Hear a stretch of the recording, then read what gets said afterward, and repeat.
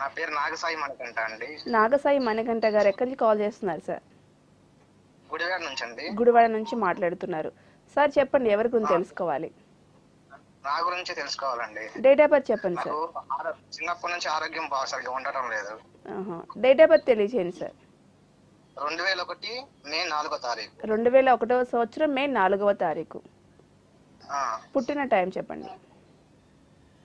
తెల్లవారుజామున 2:20 ఆ టైంలో పుట్టాను. 2:20 తెల్లవారుజామున.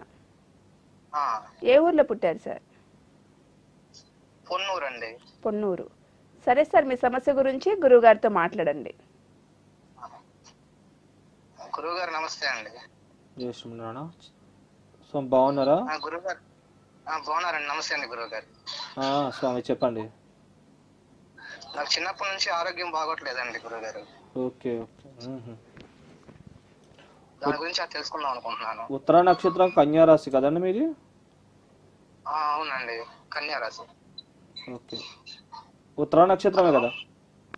ఉత్తర నక్షత్రానండి. ఓకే, ఉత్తర నక్షత్రం అయింది, కన్యా రాశి, కుంభలగ్నం అయింది. జాతకం బాగుందండి. మంచి సుఖ సంతోష అభివృద్ధి, మంచి భూయోగం అది బాగున్నాయండి మీకు జాతకంలో. లగ్నాధిపతి శని భూస్థానంలో సుఖ సంతోష స్థానంలో ఉండడం వల్ల కొద్దిగా బాగా హ్యాపీగా ఉండడానికి ఇష్టపడతారు. ఎప్పుడు బిజీగా ఉండడానికి ఇష్టపడతారు, ఖాళీగా ఉండడానికి ఎక్కువ ఇష్టపడరు. మంచి ధనయోగము అన్నీ కూడా పరిపూర్ణంగా ఉన్నాయి. ఆరోగ్యం పరంగా అంటే కనుక ఆరోగ్య కారకుడు సూర్యుడు కాబట్టి నక్షత్రము సూర్య నక్షత్రం, సూర్యుడు కుంభలగ్నానికి యోగించడు, పాపి కాబట్టి కొద్దిగా చిన్న చిన్న అనారోగ్య సమస్యలు వస్తున్నాయి. అవేమి కాదండి, అవి సెట్ అయిపోతాయి. మీరు ఈ యొక్క గోధుమ పిండి మరియు గోధుమ రంగు వస్త్రం కానీ లేకపోతే గులాబీ రంగు వస్త్రం కానీ ఈ యొక్క ఆదివారాల పూట బ్రాహ్మణులకు ఎవరికైనా దానంగా ఇస్తూ క్రమం తప్పకుండా ఈ యొక్క శివారాధన విశేషంగా చేయండి.